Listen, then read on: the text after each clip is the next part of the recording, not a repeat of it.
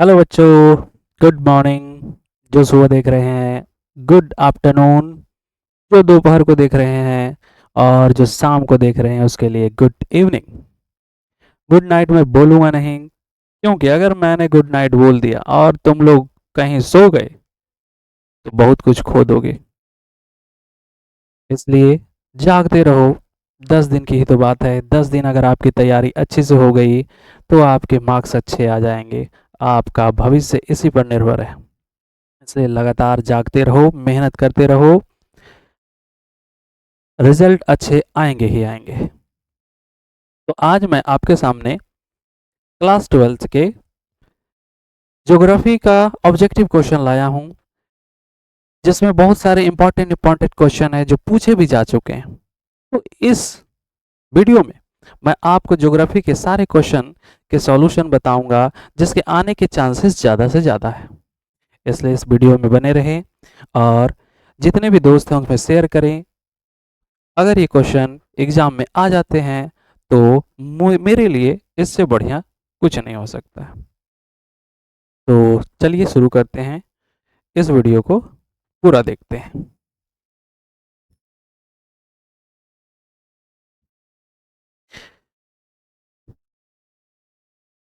सबसे पहला क्वेश्चन है बच्चों, ध्यान दीजिएगा। अब सबसे पहला क्वेश्चन क्या है? सबसे पहला क्वेश्चन है, अरेबिका संबंधित है। अरेबिका किस चीज से संबंधित है? चाय से, कॉफी से, गन्ना से, धान से। तो अरेबिका संबंधित है कॉफी से। अरेबिका किस चीज से संबंधित बच्चों? कॉफी से। अगला क्वेश्चन, हीराकुंड परियोजना है, कहाँ है हीराकुंड परियोजना? तो हीराकुंड परियोजना उड़ीसा में है। कहाँ बच्चों? उड़ीसा में।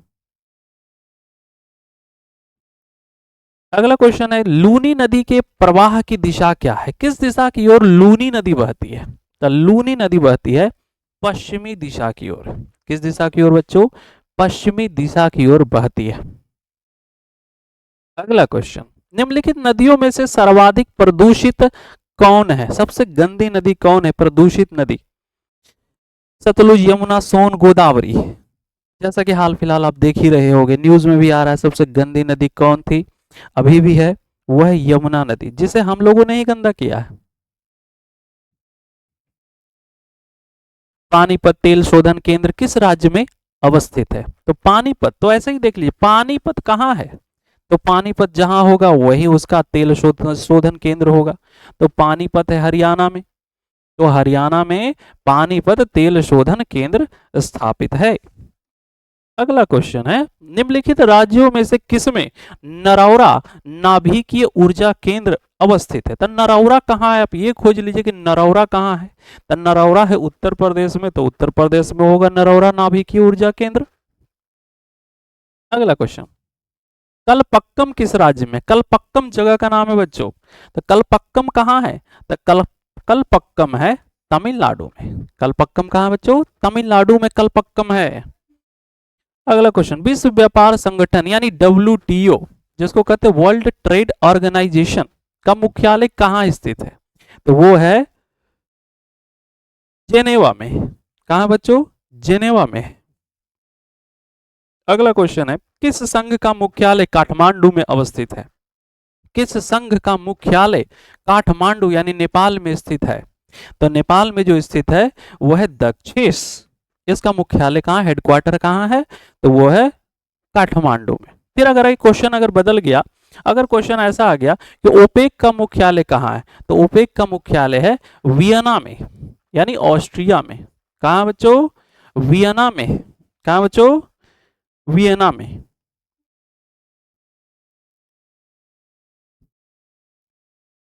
अगर क्वेश्चन आ गया कि आसियान का मुख्यालय कहाँ है? तो आसियान का मुख्यालय कहाँ बच्चों? तो आसियान का याद रखिएगा, आसियान का मुख्यालय है जकार्ता में।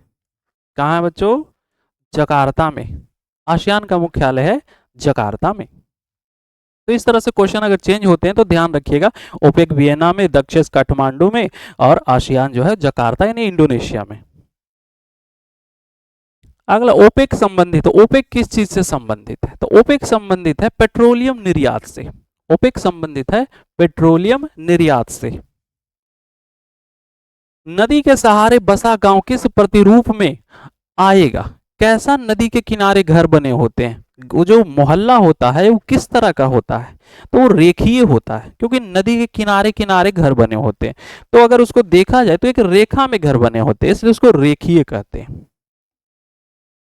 अगला, निम्नलिखित प्रदेशों में कौन सा सुप्रलेखित प्राचीनतम नगरीय बस्ती है? तो वो है मेसोपोटामिया। निम्नलिखित प्रदेशों में कौन सा सुप्रलेखित प्राचीनतम नगरीय बस्ती है? तो वो है मेसोपोटामिया। कौन है? मेसोपोटामिया। निम्नलिखित में कौन इथियोपिया की राजधानी है? इथियोपिया जिसको कहते हैं, इथियोपिया की राजधानी कौन है? तो अदिस अबाबा। कौन है बच्चों? अदिस अबाबा। अगला क्वेश्चन, निम्नलिखित में से कौन सांस्कृतिक नगर है? सांस्कृतिक नगर कौन है? कैनबेरा, मक्का, लंदन, ओसाका। तो आप जानते होंगे मक्का, जो मुसलमानों के एक पवित्र स्थान माना जाता है। मानव विकास सूचकांक को किसने विकसित किया था? मानव विकास का जो सूचकांक होता है, जो मानव विकास को देखते हैं जिस सूचकांक से, उसको बनाया था कौन? तो उसको बनाने वाले थे प्रोफेसर अमर्त्य सेन। प्रोफेसर अमर्त्य सेन थे। निम्नलिखित देशों में किसका लिंग अनुपात विश्व में सर्वाधिक है? किसका लिंग अनुपात? लटाविया, फ्रांस, जापान, कतर, किसका? तो वह है लटाविया। किसका है? लटाविया का है। निम्नलिखित में से कौन विकास का सर्वोत्तम संकेतक है? सर्वोत्तम संकेतक विकास का कैसे देख करके कहेंगे, किसको देख करके कहेंगे कि वो विकसित हुआ है कि नहीं? आकार में वृद्धि को देख करके कि बड़ा हो गया तो वो विकसित है? नहीं। गुण में साधारण परिवर्तन, गुण में थोड़ा बहुत परिवर्तन हो गया। गुण में धनात्मक परिवर्तन, यानी गुण में अच्छा, गुण जो है धनात्मक रूप से बढ़ रहा है। आकार में स्थिरता, आकार उतना ही है। तो इसका सही जवाब होगा गुण में धनात्मक परिवर्तन। गुण धीरे धीरे बढ़ रहा है, अच्छा गुण आ रहा है, तो वो विकसित है। फिर पशुचारण किस आर्थिक क्रियाकलाप से संबंधित है? पशुचारण किस क्रियाकलाप में आता है? तो आप पहले से भी जानते होंगे कि ये प्राथमिक क्रियाकलाप के अंतर्गत आता है।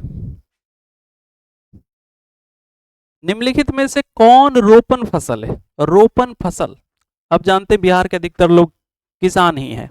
तो गेहूं आप जानते होंगे, इसको छींट दिया जाता है, बुन दिया जाता है। मक्का भी वही, राई भी वही। तो इसका सही जवाब कौन है बच्चों? चाय। चाय को रोपा जाता है, इसलिए इसको रोपण फसल कहते हैं। सहकारी कृषि अधिक सफल रही है कहां? सहकारी कृषि अधिक सफल रही है कहां बच्चों? सहकारी माने सहायता से जो की जाती है, वो है डेनमार्क। डेनमार्क में सहकारी कृषि अच्छा सफल रही है। निम्न में से किस अर्थव्यवस्था में उत्पादन का स्वामित्व व्यक्तिगत होता है? निम्न में से किस अर्थव्यवस्था में उत्पादन का जो स्वामित्व होता है वो व्यक्तिगत होता है? तो होता है पूंजीवादी में।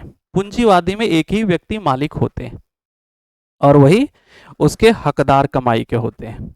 निम्नलिखित में से कौन अम्ल वर्षा का कारण है? अम्ल वर्षा क्यों होता है? तो अम्ल वर्षा होता है वायु प्रदूषण के कारण।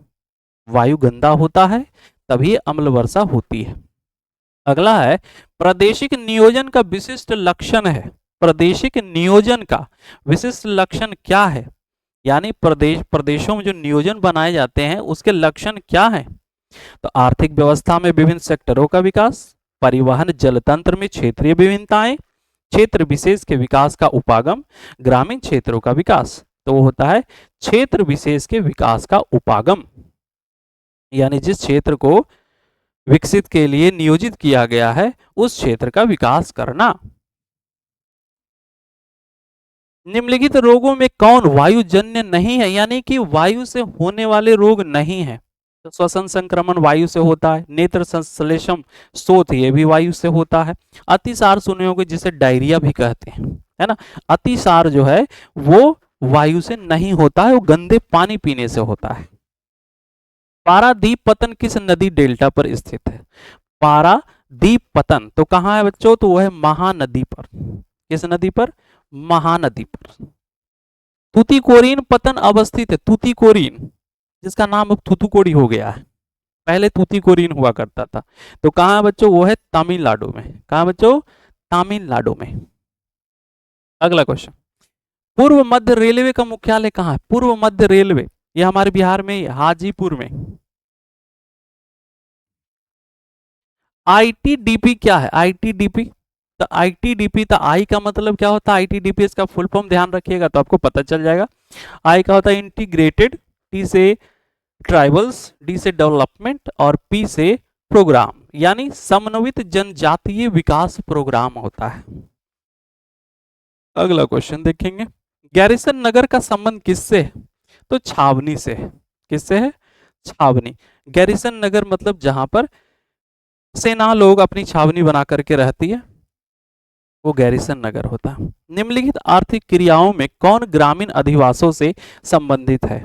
निम्नलिखित आर्थिक क्रियाओं में कौन ग्रामीण अधिवासों से संबंधित है?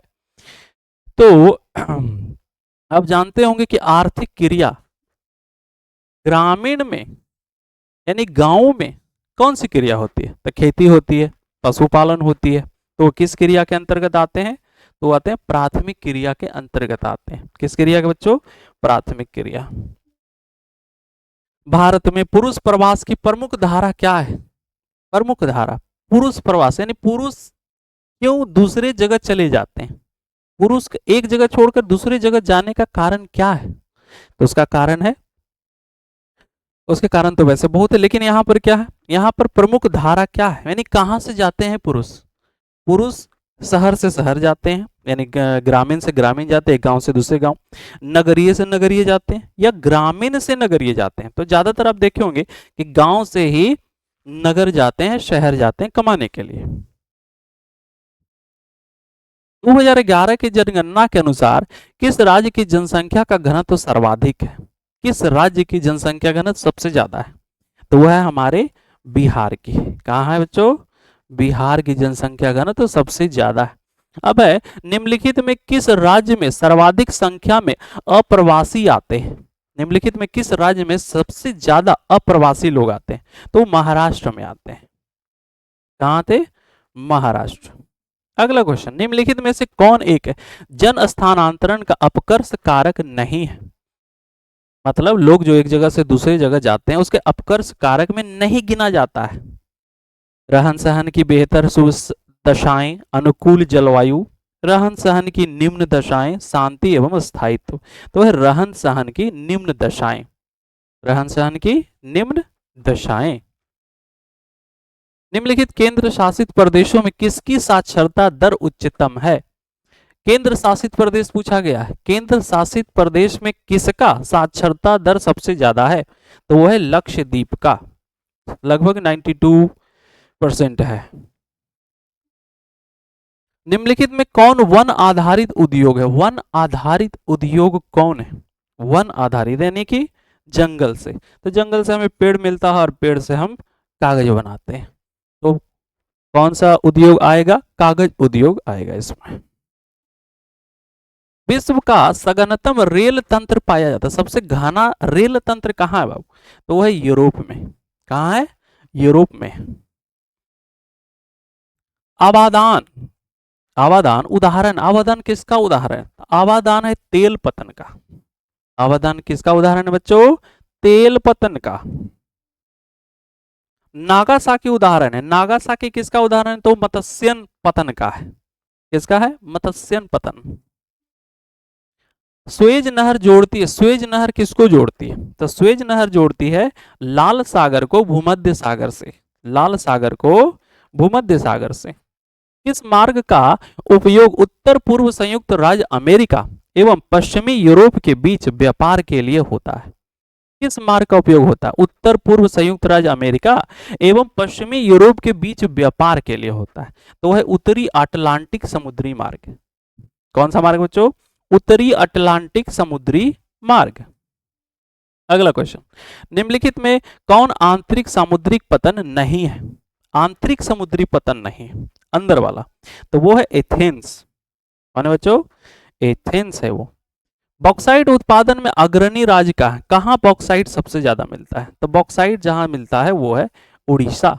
उड़ीसा में सबसे ज्यादा बॉक्साइट निकाले जाते हैं। अबे गुरु महिसानी खान किस खनिज से संबंधित है? गुरु महिसानी खान किस खनिज से संबंधित है? ये जो खान है उससे क्या निकलता है? कोयला, लौह अयस्क, बॉक्साइट, तांबा। तो इससे निकलता है लौह अयस्क। क्या निकलता है? लोहा सबसे ज्यादा निकलता है।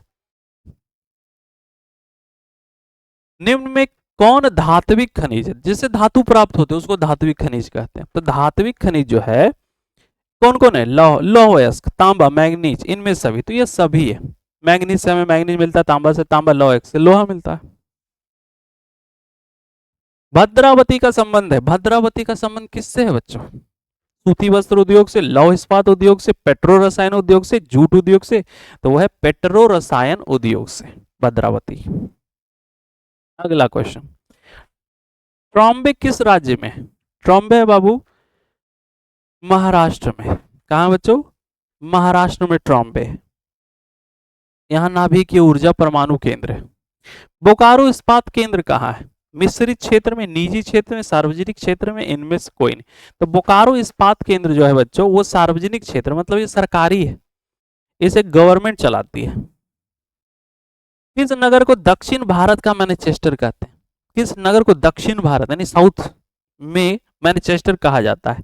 तो वो है कोयम्बटूर। कहाँ बच्चों? कोयम्बटूर को कहते हैं।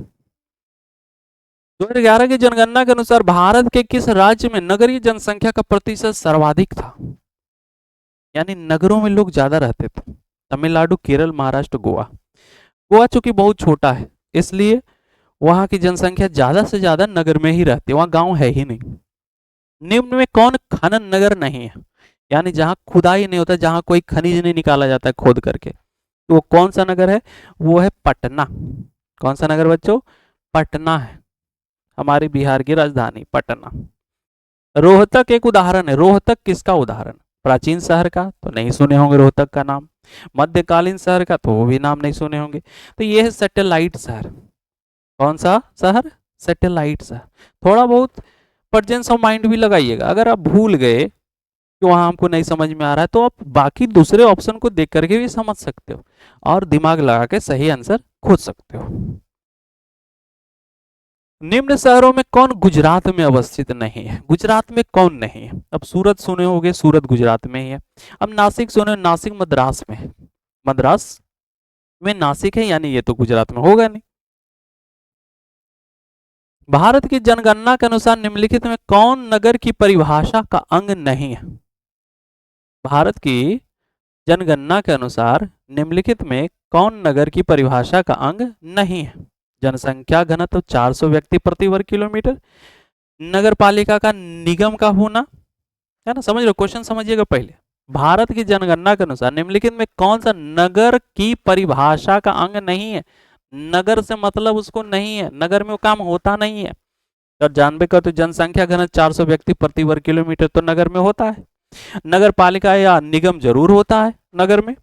जनसंख्या आकार 5000 से अधिक भी होता है। तो 75% से अधिक जनसंख्या का प्राथमिक क्षेत्र में संलग्न होना। अब बताओ क्या शहर में, नगर में रहने वाले लोग 75% लोग खेती करते हैं? तो नहीं करते। तो ये जो है ये नगर की परिभाषा में नहीं आता है, इसलिए यही ऑप्शन सही है। 75% से अधिक जनसंख्या का प्राथमिक क्षेत्र में संलग्न होना, ये गलत है नगर का परिभाषा। निम्न में कौन भूमि निम्नीकरण हेतु उत्तरदायी होता है? यानी भूमि निम्नीकरण मतलब क्या होता है बच्चों? खराब हो जाना, भूमि का खराब हो जाना। तो भूमि खराब कब होती है? भूक्षरता, मृदा अपरदन, जल जमाव, इनमें सभी। तो इनमें सभी है बाबू, ये सभी कारणों से भूमि खराब हो जाती है। ज्वार उत्पादन में अग्रणी राज्य कौन है? ज्वार उत्पादन में तो ज्वार उत्पादन सबसे ज्यादा होता है महाराष्ट्र में। कहाँ होता है? महाराष्ट्र में। अब कि महाराष्ट्र में क्यों होता है? क्योंकि महाराष्ट्र में थोड़ी गर्मी ज्यादा पड़ती है, थोड़ा वर्षा कम होती है, ज्वार कम पानी में भी उग सकता है, इसलिए वहां ज्यादा खेती होती है। निम्नलिखित में से कौन पेय फसल है? पेय फसल कौन है? पीने वाला। चाय कॉफी दोनों पीते हैं, यानी चाय और कॉफी दोनों इसमें सही हो जाएंगे। अगला क्वेश्चन देखते हैं। विस्तृत व्यापारिक अनाज कृषि नहीं की जाती है। विस्तृत व्यापारिक अनाज कृषि नहीं की जाती। पंपास में, स्टेपीज में, प्रेरी में, अमेजन बेसिन में। अमेजन बेसिन में विस्तृत व्यापारिक अनाज कृषि नहीं की जाती है। निम्नलिखित में कौन पंचम क्रियाओं से संबंधित है? पंचम क्रिया से संबंधित कौन है? पंचम क्रिया, तो पंचम क्रिया में आता है नीति निर्धारक, जो नीति बनाते हैं वो पंचम क्रियाकलाप में आते हैं, जैसे नेता लोग। लाल कॉलर का संबंध किससे? लाल कॉलर और नीला कॉलर, दो कॉलर होते हैं बच्चों, या तो लाल कॉलर के या तो नीला कॉलर के, या ब्लू कॉलर जिसको कहते हैं, वो आता है द्वितीयक क्रियाकलाप में, यानी इसमें श्रमिक लोग आते हैं, मजदूर लोग आते हैं, तो मजदूर लोग द्वितीयक क्रियाकलाप ही करते हैं। अगला क्वेश्चन, निम्नलिखित में कौन पेशेवर सेवाओं से संबंधित? पेशेवर सेवा, वकील, धोबी, नाई, इनमें सभी, इनमें सभी हो जाएंगे बच्चों, सभी पेशेवर कार्य ही है। अगला है, निम्नलिखित में कौन चतुर्थक सेक्टर क्रियाकलापों से संबंधित है? चतुर्थक सेक्टर में, तो चतुर्थक सेक्टर में है संगणक विनिर्माण, संगणक विनिर्माण। निम्नलिखित क्रियाकलापों में किसमें उच्च स्तरीय अन्वेषण सम्मिलित किए जाते हैं? इस सारे जो क्रियाकलाप दिए गए हैं इसमें चारों जो ऑप्शन है उच्च स्तरीय अन्वेषण सम्मिलित किए जाते हैं। प्राथमिक क्रियाकलाप, द्वितीयक क्रियाकलाप, चतुर्थक क्रियाकलाप, पंचम क्रियाकलाप। देखिए क्वेश्चन क्या है, उच्च स्तरीय अन्वेषण, अन्वेषण मतलब जांच पड़ताल, तो आते हैं पंचम क्रियाकलाप में। निश्चयवाद संकल्पना में किस घटक को महत्वपूर्ण माना जाता है? निश्चयवाद संकल्पना, जो निश्चयवाद संकल्पना है यानी विचार जो है, निश्चयवाद का जो सिद्धांत है उसमें सबसे महत्वपूर्ण बात क्या बताई गई है? प्राकृतिक घटक, मानवीय घटक, दोनों, इनमें से कोई नहीं। तो देखिए निश्चयवाद में कहा गया था कि सबसे बड़ी प्रकृति है, प्रकृति से बड़ा मनुष्य नहीं हो सकता है, यानी मनुष्य प्रकृति पर निर्भर रहता है, यानी सबसे महत्वपूर्ण घटक जो है वो प्रकृति है, तो इसमें सही ऑप्शन हो जाएगा प्राकृतिक। मानव भूगोल का संस्थापक किसे कहा जाता? मानव भूगोल को किसने स्थापित किया था? तो किए थे रैटजल ने। कौन किए थे बच्चों? रैटजल। पर्यटन भूगोल मानव भूगोल के किस क्षेत्र से संबंधित है? पर्यटन भूगोल मानव भूगोल के किस क्षेत्र से संबंधित? क्या सामाजिक भूगोल? नहीं। राजनीतिक भूगोल? नहीं। नगरीय भूगोल? नहीं। आर्थिक भूगोल, यानी पर्यटन भूगोल से, जिसमें हमें पर्यटन के बारे में पढ़ना होता है, वो आर्थिक भूगोल के अंतर्गत आता है।